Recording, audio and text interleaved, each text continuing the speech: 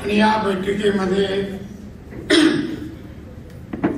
उपस्थित असलेले सन्माननीय श्रीयुत रवींद्र चव्हाण, सार्वजनिक बांधकाम मंत्री, महाराष्ट्र राज्य,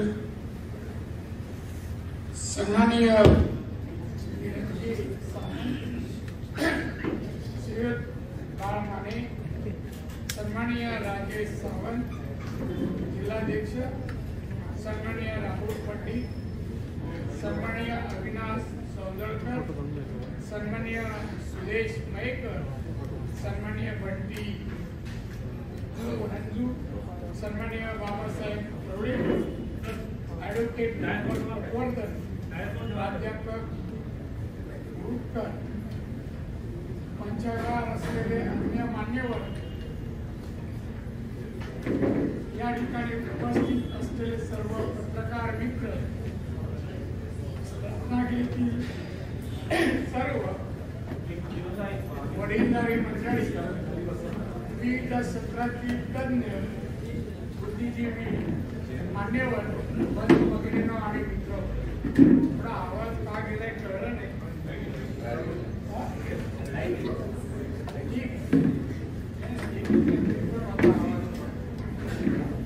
मी त्या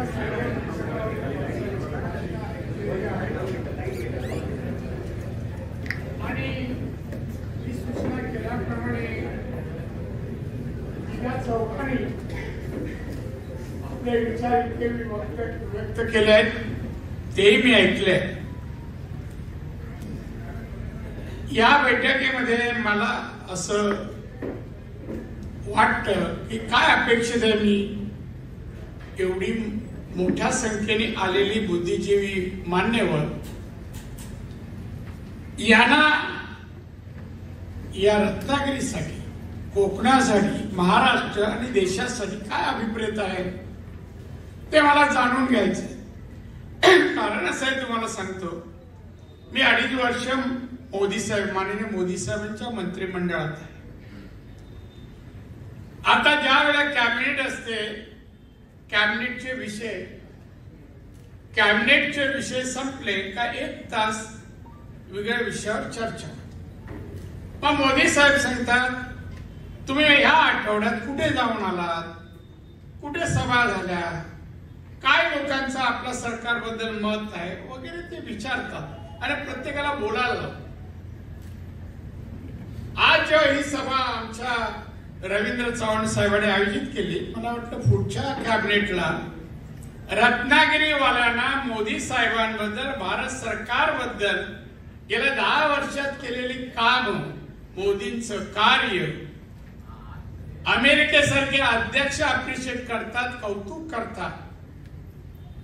अनेक देशाच्या अध्यक्षांनी त्याच्या प्रशासकीय अनुभवाबद्दल, आर्थिक अनुभवाबद्दल त्यांचं कौतुक केलं. असे मोदी आपल्याला 10 वर्ष पंतप्रधान आहेत आणि आता निवडणुकीला सामोरं जात असताना तुम्हाला काय वाटतं, मोदी का हवेत, मोदीने काय केलंय, आतापर्यंत का झालं नाही.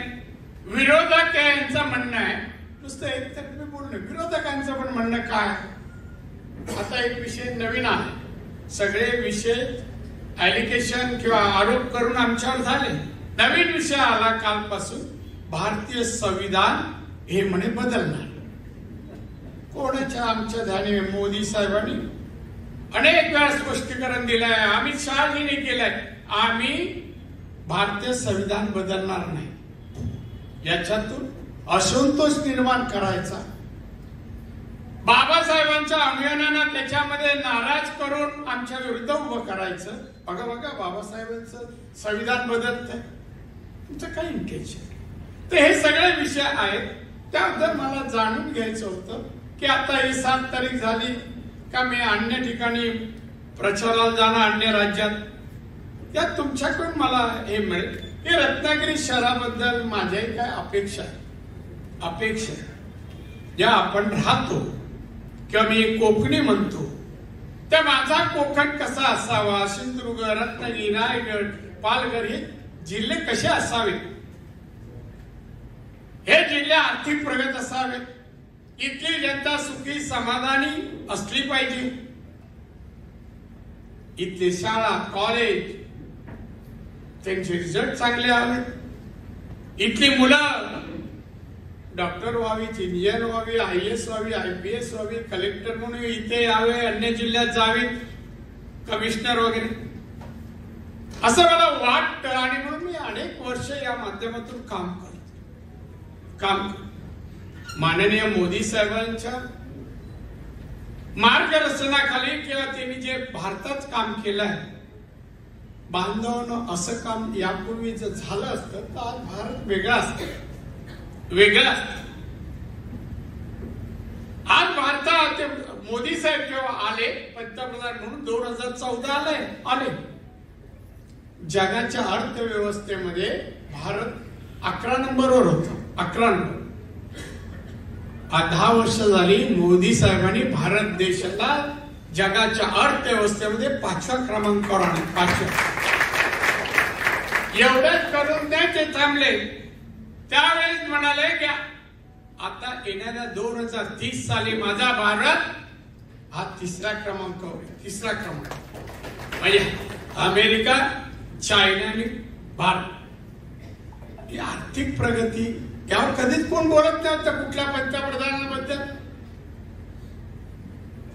आमच्या पंतप्रधान कोणी आरोप करू शकले नाही भ्रष्टाचाराचा. एक त्यागी व्यक्तिमत्व भारताला पंतप्रधान म्हणून मिळालंय याचा आपल्याला गर्व आहे, घमेंड आहे. कोणत्या विषयात आमचे पंतप्रधान कमी पडतात मी पाहिलं नाही हो. मला अनेक पत्रकारांनी विचारलं. आत्ताही दुपारी टाइम्स ऑफ इंडिया यांची माझी मुलाखत आहे.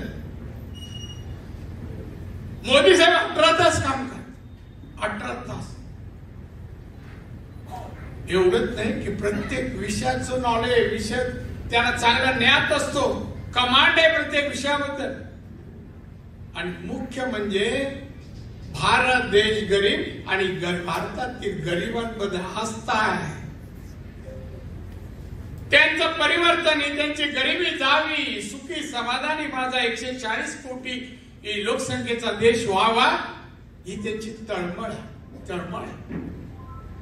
आणि म्हणून ते प्रयत्न करतात. काही योजना त्यांनी 54 योजनांची यादी आहे त्याने आतापर्यंत 10 वर्षात जाहीर केलं. त्यांनी 1-2च सांगतो तुम्हाला. त्यांची विचारसरणी कुठल्या दिशेने आहे पहा. कोरोना आला मार्च 2022 साली. जगामध्ये अनेक देशात लाखो लोक गेले. अमेरिका, फ्रान्स, ग्रीस, अनेक देशात,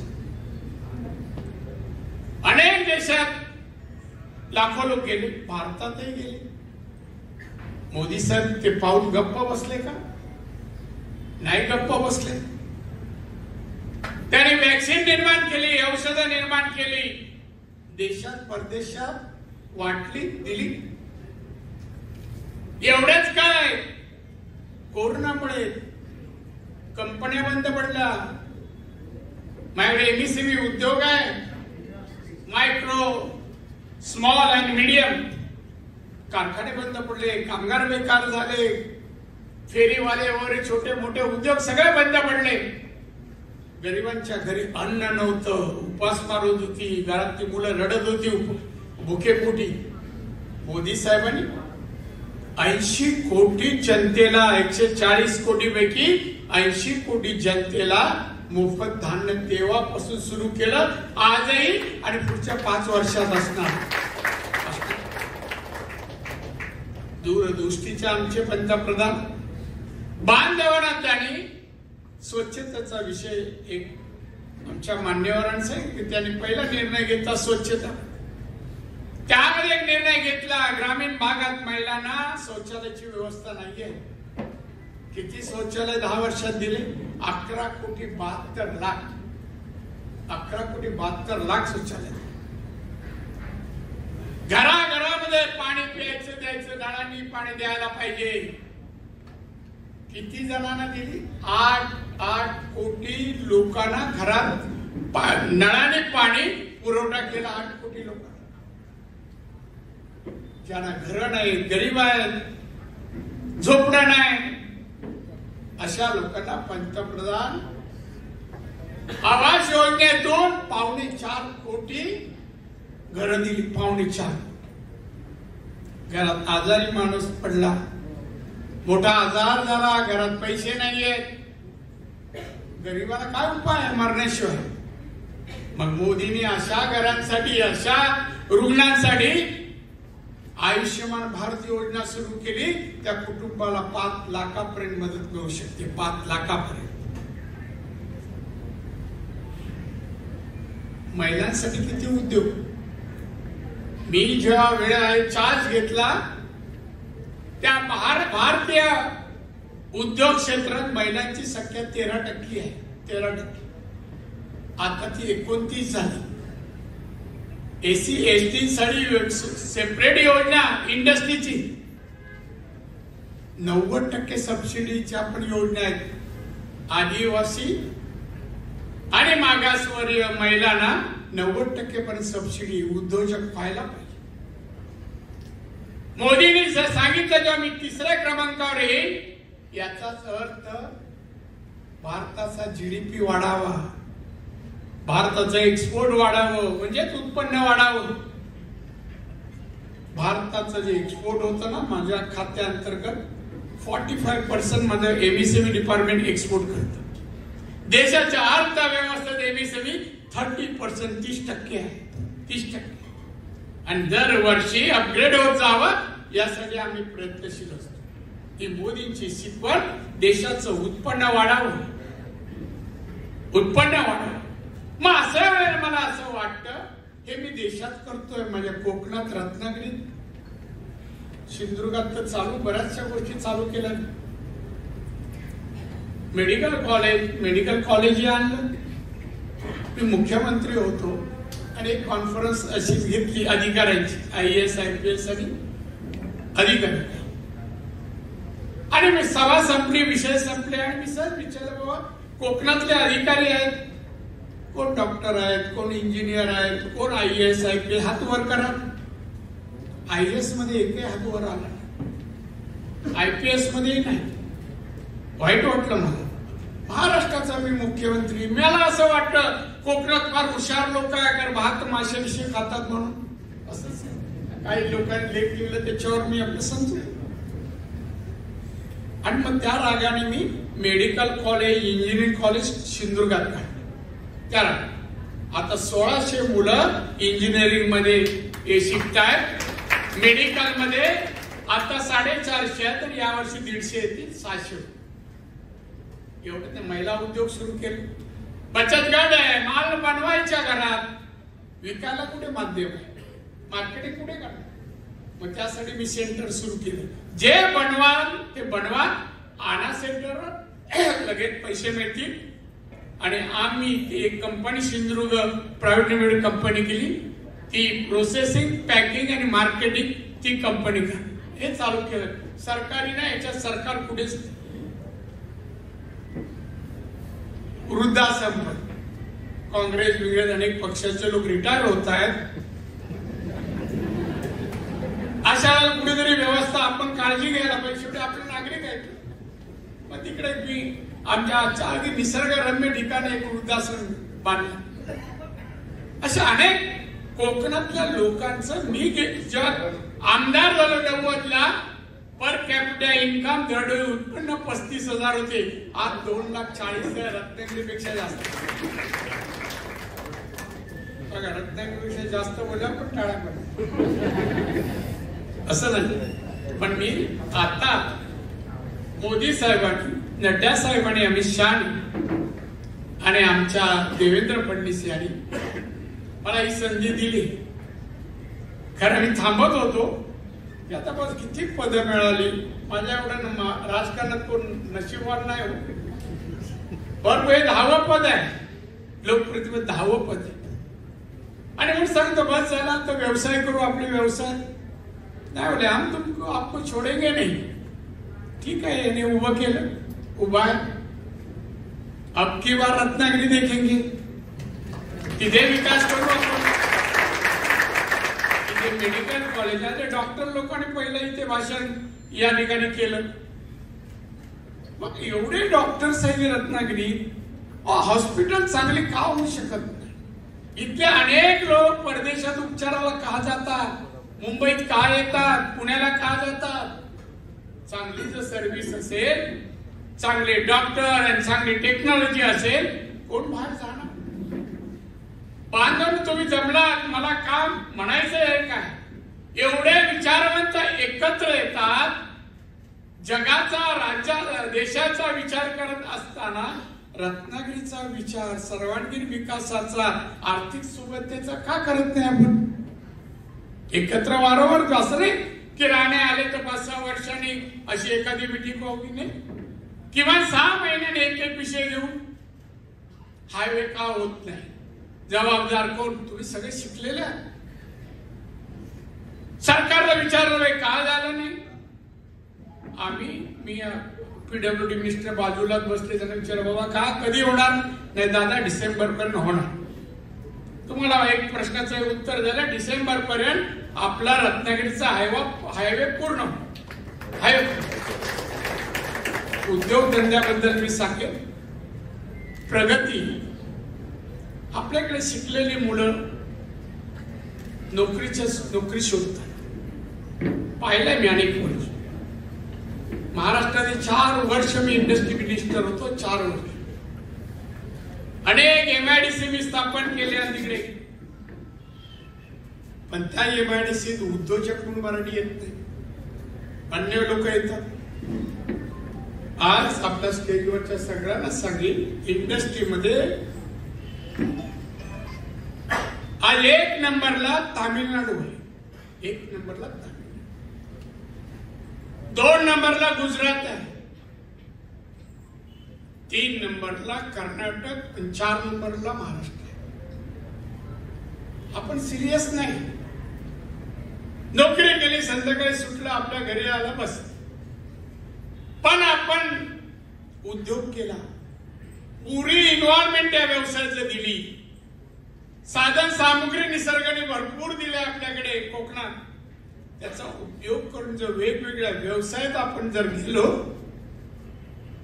तर आपला हा रत्नागिरी जिल्ह्याचं पर कॅपिटा इन्कम आज तामिळनाडूचं 3.5 लाख आहे, गोव्याचं 4,50,000 आहे, सिक्कीम सारखा चायनाच्या बाजूला असलेलं आपलं एक राज्य 4,10,000 आहे. लिव्हिंग ऑफ स्टँडर्ड त्यांचं किती अपग्रेड झालाय बघा. एवढं उत्पन्न आहे म्हणजे. अमेरिकेचा आज 54 लाख आहे, चायना 36 लाख आहे. आपण कुठे आहोत? आपण 2 लाखामध्ये 2 लाखाच्या जवळपास. आपण प्रगतीवर व्याख्यान देऊ शकतो. त्या व्याख्यानावर कृतीला मेहनत, परिश्रम आणि बुद्धीची जोड देण्याची आवश्यकता आहे. बरेच आपल्याकडे आता बघा, मार्केट असेल, हॉटेल, वेगवेगळ्या ठिकाणी थव्याचे थवे तरुणांचे उभे असतात. कुठला विषय चर्चा करतात मला माहित नाही, त्या विषयात मला जायचं. पण प्रगतीचा मी एखादा उद्योग लावेल. एक मी उदाहरण सांगतो, थोडा वेळ जास्त घेतो. मी माझ्या ऑफिसमध्ये दिल्लीला बसलो. एक चिठी आली, सोलापूरचा मुलगा भेट मागतोय. मी सोडा, म्हणजे वाहता एक पिशवी होती. काय माझ्याकडे अपेक्षित आहे? तर साहेब, मी सोलापूरचा आहे, मी BSc आहे, 3 वर्ष नोकरी केली, घरात उदरनिर्वाह नाही होत कुटुंबात, मी व्यवसाय करायचा ठरवलाय आणि BSc असल्यामुळे अनेक गोष्टीचं मी कोणता व्यवसाय करायचा याच्या शोधात होतो. शेवटी आमच्या इकडे जंगलामध्ये गवत मला आढळलं आणि त्या गवतापासून ऑइल बनवावं आणि परदेशातल्या एका फार्मास्युटिकल कंपनीला ते ऑइल हवं आहे. मला फॅक्टरी टाकायची आहे, मला कर्ज आणि टेक्नॉलॉजीची आवश्यकता आहे. मी लगेच अधिकाऱ्यांना बोलून दिली. बघा, तरुण आला त्याला म्हणजे नोकरीमध्ये आता पुढचं कल्याण नाही, आपण उद्योगात या. अनेक येतात, मराठी टक्केवारी कमी आहे. माझे 8 कोटी उद्योग आहेत माझ्या अंडर, 18 कोटी कामगार आहेत, पण त्यामध्ये आपली संख्या कमी आहे. मराठी जास्त. गुजरात उद्योगामध्ये, गुजरात पुढे. आणि त्याच्यानंतर गुजरात नंतर तामिळनाडू, साऊथ कर्नाटक आणि तामिळनाडू, राजस्थान पण पाठोपाठ आहे. तर जाऊ दे, यूपी मी चार्ज घेतला ते 85,000 फक्त पर कॅपिटा इन्कम होता, 85,000. आता 1.5-2 लाखापर्यंत पोहोचलं या 1-1.5 वर्षात. उद्योजक तुम्ही सर्व एवढ्या मोठ्या संख्येने आहात, ग्रुप करा, बसा, वेगवेगळे व्यवसाय का नाही होऊ शकत? का नाही होऊ शकत? प्रगतीचं जी साधनं आपल्या जिल्ह्यात येतील ती साधनं या ठिकाणी तिथे एस्टॅब्लिश होण्यासाठी आपण पुढाकार घ्यायला पाहिजे. पुढाऱ्यांवर अवलंबून राहून नाही चालणार, नाही चालणार.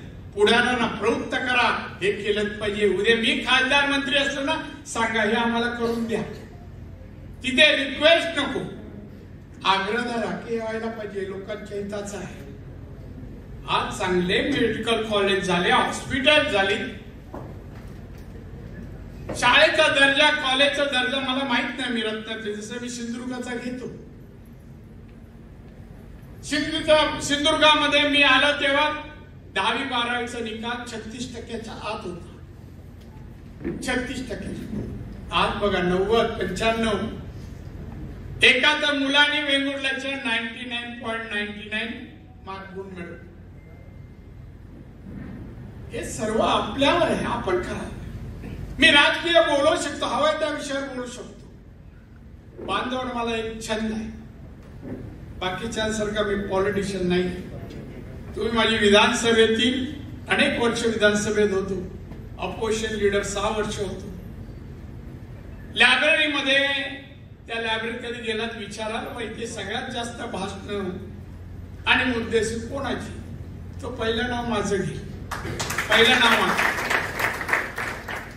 आता एक दिवशी कापसाची चर्चा होती हाऊसमध्ये, दुसऱ्या दिवशी गुजराती सभापती अध्यक्ष होते, अरुण गुजराती. आता कापसाचा नाही आपला काही संबंध आहे का सांगा मला?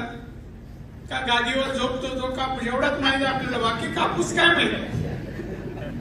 मग मी बोललो ठीक आहे. मी मग शोधलं, वेगवेगळ्या माझ्या अधिकाऱ्यांनी सांगितलं मला कापसावर माहिती देणारा एक एक्सपर्ट पा. मग 2 एक्सपर्ट नागपूरवरून बोलवले आणि त्यांना घेऊन 3 तास बसलो. कापसाच्या जाती किती, कापूस कुठे होतो, महाराष्ट्र, सगळी माहिती घेतली.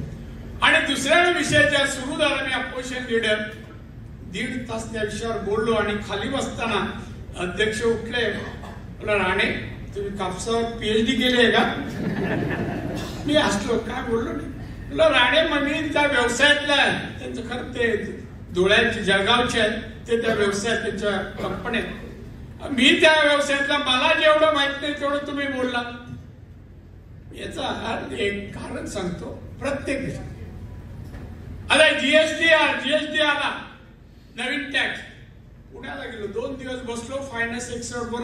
हा टॅक्सने परिवर्तन शहरात, ग्रामीण भागात, राज्यावर, देशावर काय होणार याचा मी अभ्यास केला. आपल्याकडे फार शिकलेले लोक आहेत, हुशार आहे, बुद्धिवान आहे, पण तुमच्या बुद्धीचा वापर समाज, देश आणि कुटुंब किती करून घेता हा प्रश्नचिन्ह आहे. प्रश्नचिन्ह आहे. मी पण कोकणात खेडेगावात माझं घर, वडील मिल मध्ये होते, रिटायर झाले. सगळे गावी आले, मला मुंबईला ठेवलं माझ्या मामांकडे, त्यांच्याकडे शिकलो. पण मी मुंबई शिकत असताना 8वी पासून छोटा मोठा व्यवसाय पण करायचो. 9th पासून मी नाईटला शिकायला गेलो आणि दिवसा नोकरी कुठे नाही करायचो. अंडर एज 6-7 नोकऱ्यांचा मला इन्कम टॅक्स क्लार्कची नोकरी मिळाली. 13 वर्ष केली, सोडली आणि राजकारणात आलो. म्हणजे व्यवसाय. आज तेव्हा मी ग्रेड 1 हॉटेल 91 ला सुरू केलं. आता म्हणजे गोव्यामध्ये 5 स्टार हॉटेल. मी काय माझा मोठेपण नाही सांगत, मी थांबलो नाही. नोकरी मिळाली, व्यवसायापासून थांबलो नाही. राजकारणात पदं मिळाली, माझा व्यवसाय मी सोडला नाही. आताही निलेश नितेश राजकारणात आहेत. आमच्याकडे कंपल्सरी पहिला व्यवसाय आणि मग राजकारण सेकंड. तसं मला इथे सांगायचं, इथले तरुण वरिष्ठांनी घेऊन बसा ना 10 लोकांना. कारण सरकारचा तुम्ही सरकारची मदत पाहिजे, राणेंना आम्ही रवींद्र यांना बोलवतो, कोणती मदत पाहिजे. इथे जमीन तुमची असल्यावर सगळं कर्ज, मशिनरी, ऍडवाइस, मार्केटिंग, एक्सपोर्ट सगळ्याला पैसे आम्ही देतो. सरकार, मोदी सरकार देत. मोदी सरकार, मोदी आपल्यासाठी एवढं करतात, आपण आपल्यासाठी करून देशाचं उत्पन्न वाढवल्यास मोदींना आनंद वाटेल असं काहीतरी आपण करावं असं आपल्याला वाटलं पाहिजे. त्याने वाटेल बघा मी एवढं त्याग करून मी या देशाला जगाच्या पाठीवर एक विकसित देश म्हणून, आत्मनिर्भर देश म्हणून मी बनवतोय. मग माझी जनता मला साथ करते. त्याने घोषणा केली 2030 में हम तीसरे नंबर पे आएंगे. ही घोषणा तुमच्या आमच्या विश्वासावर ही जनता साथ करेल. उत्पादन वाढेल, जीडीपी वाढेल, एक्सपोर्ट वाढेल आणि माझा देश तिसऱ्या नंबरवर होईल. आपल्या जीवावर हे आवश्यक आहे. निवडणुका येतील व जातील. मोदी साहेब ही देशाची गरज आहे, देशाची गरज आहे. भारत देश एक गरीब देश. लोक म्हणायची आम्ही परदेशात जायचो, लहानमध्ये एअरपोर्टला असायचो. मागच्या वेळेच you are from India. Where India विचार कुठे इंडिया. पण आता जर आम्ही लागलो असतो you are from Modi government, you know India. Modi Modi ज्या देशात पंतप्रधान आहे तिथले आम्ही आहोत. अबोल असल्या म्हणून बोलतो आणि मग अधिक माहिती विचारतो. मी एका स्टोअर मध्ये गेल्या वर्षी लंडनला गेलो. स्टोअर मध्ये फिरता फिरता तो माणूस मला विचारतो कुठून आला. इंडिया. हो व्हेरी गुड. तुमची अर्थव्यवस्था फार वेगाने पुढे चालले. तो म्हणतो फॉरेनर लंडन मधला. ही असं कौतुक मोदींमुळे. मोदींनी गुणात्मक विकास देशाचा केला आणि देशातील 140 कोटी जनतेमध्ये गोर गरिबांना पण समान अंतरावर, देशात समान अंतरावर सगळ्यांना ठेवावं, प्रगती साध्य व्हावी हे त्यांचे प्रयत्न आहे. आणि म्हणून अबकी बार नरेंद्र मोदी साहेबच तिसऱ्यांदा हॅट्रिक करू द्या, पंतप्रधान होऊ द्या. रत्नागिरीचा त्यांच्या मंत्रिमंडळात मी परत गेलो खासदार होऊन, तो रत्नागिरीचा एकही प्रश्न मी शिल्लक ठेवणार नाही. तुम्हाला सांगावं लागणार नाही. आणि मी 2-4 वर्ष नेत नाही. सिंधुदुर्गात 34 वर्ष लोकप्रतिनिधी आहे. असा एक महिना 34 वर्षाचे सांगावं की राणे या महिन्यात आले नाही. किंवा 2 वेळा आम्ही सिंधुदुर्गात असतो.